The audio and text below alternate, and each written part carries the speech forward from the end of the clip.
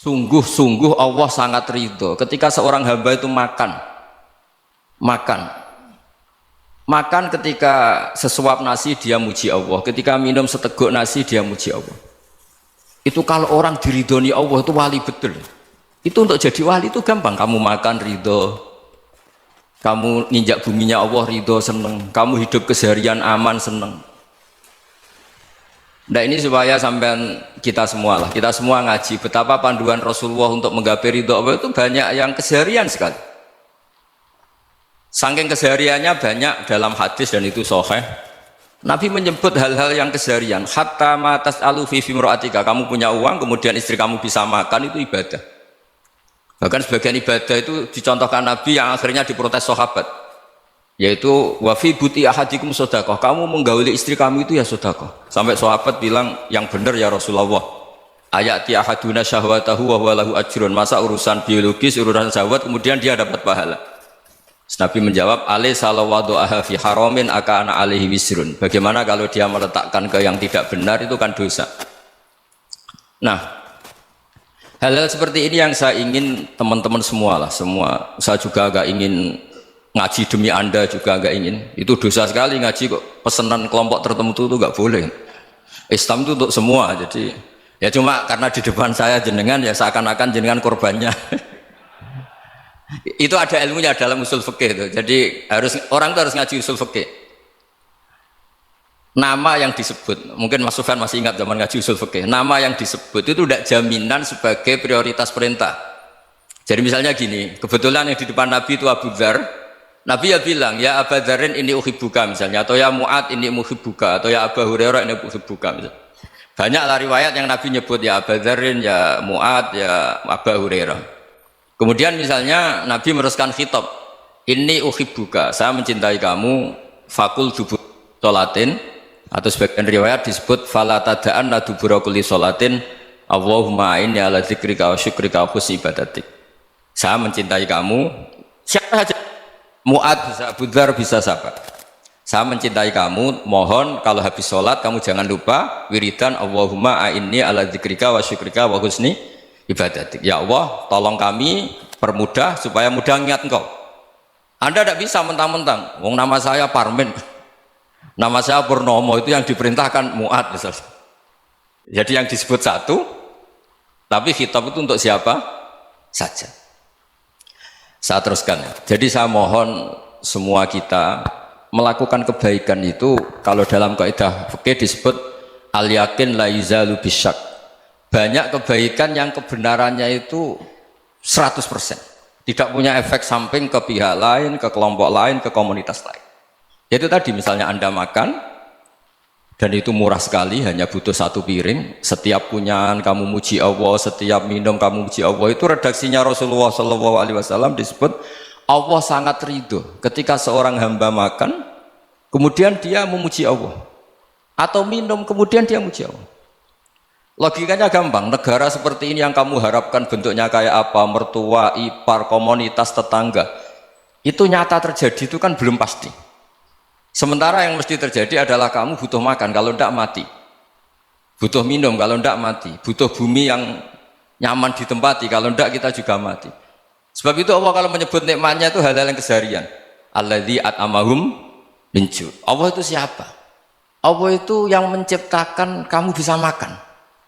Tidak berlebihan, Allah itu yang menciptakan kondisi sosial itu ideal. Zaman Nabi itu ya ada orang munafik. Orang-orang pilihan Allah itu juga diuji orang sekelilingnya yang macam-macam. Semua diuji sesuai konteks zaman dan waktu. Nah, tapi ada ibadah-ibadah yang selalu disarankan Nabi. Sampai Nabi itu pernah ditanya, ayul islami khairun ya Rasulullah, Islam terbaik itu gimana? Jawaban Nabi itu unik.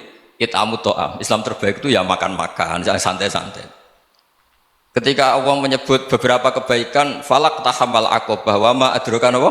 Mal aqobah. Terusannya apa? Fakku rokobah. Terusannya apa? Au it'amun fi yaumin di masubah. Ya itu acara makan-makan itu juga Islam. Kenapa? Ya bayangkan kalau tidak ada makanan, kita mati kan? Kondisi sosial tidak ideal itu Anda masih gak apa-apa, tapi kalau Anda tidak makan, Anda tidak minum, Kamu punya istri cerewet masih bisa hidup, punya mertua cerewet masih bisa hidup. Tapi kalau tidak makan bisa mati. Berarti penting mana istri sama makan? Penting mana? Makan. Semoga istri Anda dengar. Nanti kamu disuruh makan tapi pulang deh. Itu kalau dibahasakan makan masih memahami. Penting mana nasi satu piring dengan istri. Nggak ada nasi mati, nggak ada istri belum mati. Penting mana? Ya, nggak berani jawab kan? Nah, ternyata Anda ada garang kan di depan istri.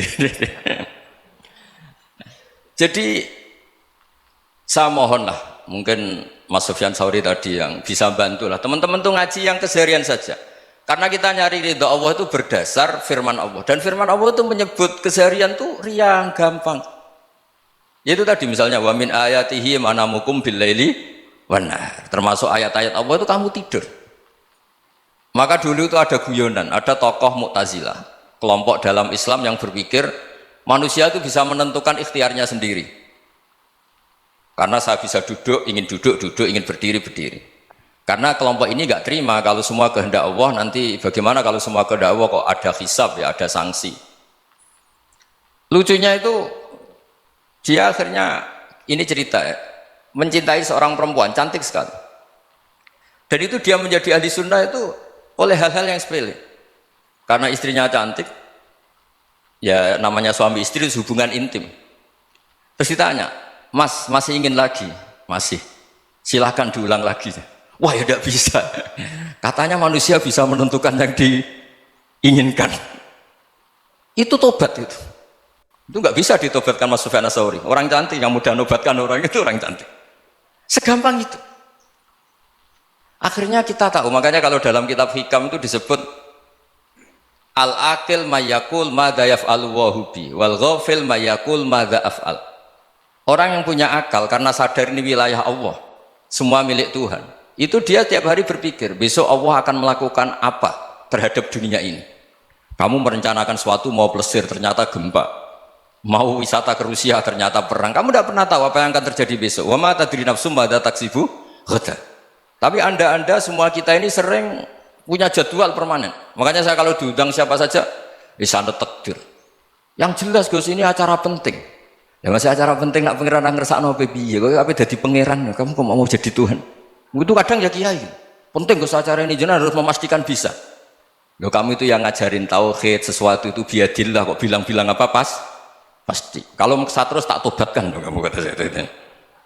Ya kalau gitu Gus bilang insya Allah. Wah itu hati saya, fisik saya, roh saya sudah bilang insya Allah. Tidak usah kamu latih kata saya.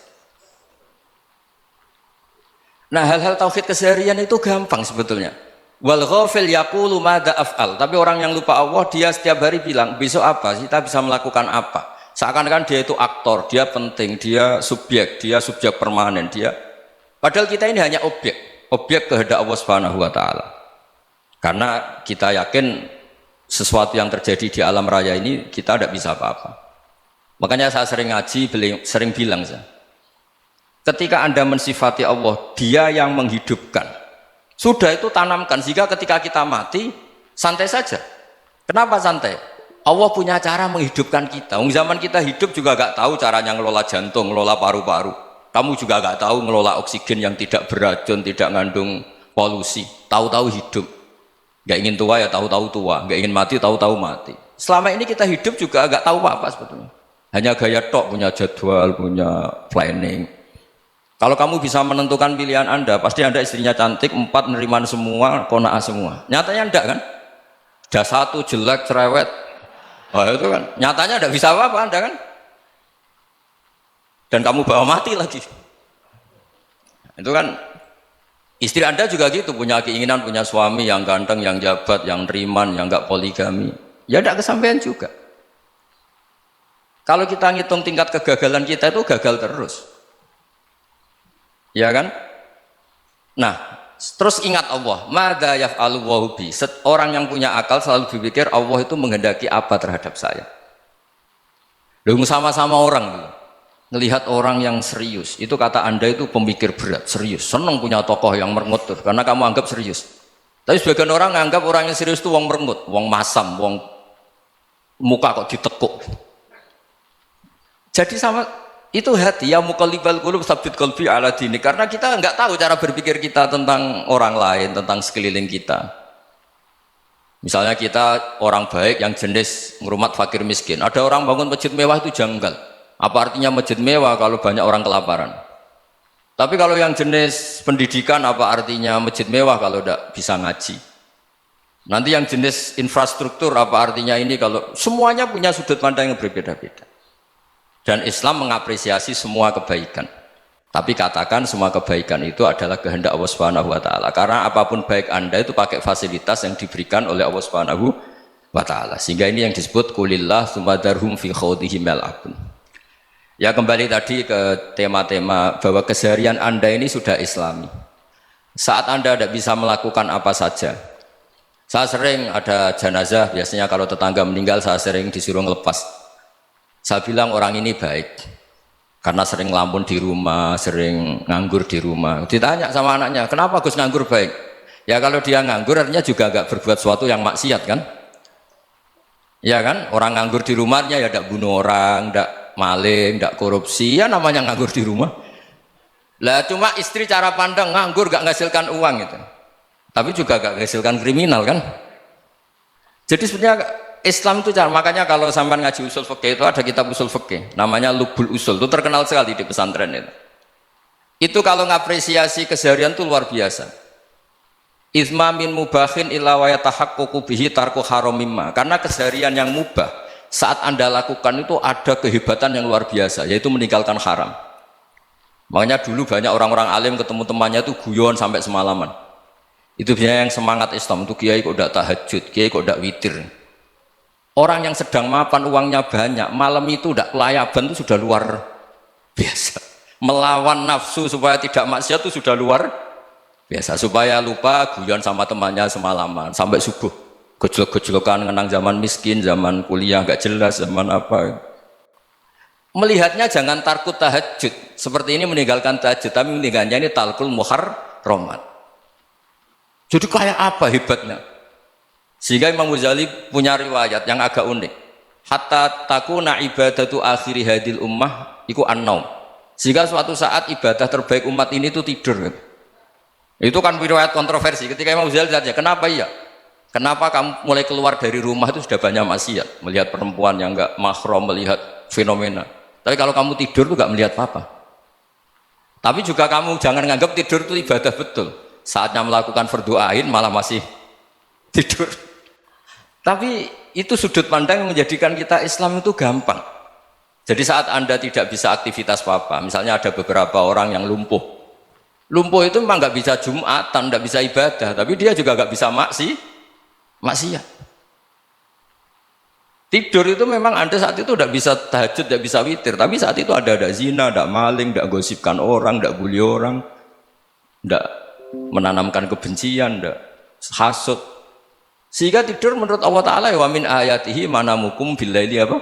Wan-nahar. Karena di tidur itu selain ada unsur istirahat, jaga kestamina, juga ada unsur meninggalkan beberapa keburukan.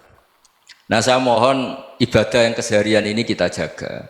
Supaya kita semua baca ayat itu fasih. Fasih itu tertanam di hati. Allah itu siapa? Alladzi at'amahum min ju'i wa amanahum min khauf. Dan Allah kalau cerita di Quran itu anna subabnal ma'a subba thumma syaqaqnal ardhan wa syaqqa fa'ambatna fiha habba wa inaba wa qadba wa zaituna wa nakhla wa hadaika hulba. Kamu tahu saya ini siapa, kata Allah. Saya ini adalah Tuhan yang menurunkan air, kemudian ada tanaman banyak. Habba wa inaba wa qadba, ada zaitun, ada tin, kalau orang Jawa mungkin ada tela, ada padi, ada mangga, ada pisang. Sudah. Wa inaba wa zaituna wa nakhla wa hadaika hulba, ada perkebunan yang lebat. Tujuannya apa? Mata Allahkum, silahkan kamu pakai, kamu nikmati. Tapi karena kadang kita ini punya ide-ide besar. Tadi untuk syukur saja nunggu punya istri riman, rumah baik, tetangga baik, komunitas baik, semuanya baik baru syukur. Lama-lama nanti ada di surga, syukurnya nunggu surga paling kelas A. Itu sudah ada yang menghuni Rasulullah, kamu nggak boleh di situ. Masa untuk syukur saja? Repotnya Masya Allah. Jadi mohonlah Quran yang kalau Anda hafalkan juz sama itu kan ada ayat-ayat yang kayak tadi. Ya, fal yang dzuril insanu ila ta'ami. Coba lihat Apa yang kamu makan ya? Dari mana? Dan untuk mempertahankan hidup kamu keseharian. Jadi jangan kira ibadah itu harus membentuk komunitas yang versi Anda. Ibadah itu harus yang hal yang mulu-mulu. Kesehariannya Anda alami. Loh, ini saya tidak bikin-bikin. Saya ngaji bukan karena berdasar pesanan. Itu ayat yang saya baca kan betul ada ayatnya kan. Fal yang dzuril insanu ila ta'ami anna sababnal ma'a sabba thumma syaqqaqnal ardo syaqqa fa ambasna fiha habba wa inaba wa qadba wa zaituna wa nakhla wa hadaiqa ghulba. Terusannya apa? Mata'al lakum, silakan kamu nikmati. Mata itu silakan kamu nikmati. Ya kayak sampean dikasih hidangan ya makan. Ya sudah makan, habis makan ya minum, habis itu ngantuk ya tidur. Ya sudah normal-normal saja. Kayak apa indahnya Islam? Tapi Anda mencari Islam yang gimana lagi? Nah itu yang diajarkan guru-guru kita, diajarkan sanad kita sampai Wali Songo, sampai Rasulullah SAW. Bahwa pada akhirnya ada jihad, ada perang. Itu dulu memang perang, bukan membunuh, beda. Dulu kita dijajah Belanda ya perang, dan itu normal karena kita dijajah. Jadi ketika orang lain ingin baik sama kita, wa in ahadum minal musyrikin astajaruka ya fajirhu hatta yasma'a kalam Allah. Kalau mereka ingin baik ya kita baik. Makanya ada istilah mustakman, muahad. Kalau mereka ingin damai, berdampingan dengan kemajmukan ya itu yang lebih baik. Karena memang Islam menghormati proses perdamaian. Wa in janahu lis-salmi ya fajnah lah. Kalau ingin damai ya kita harus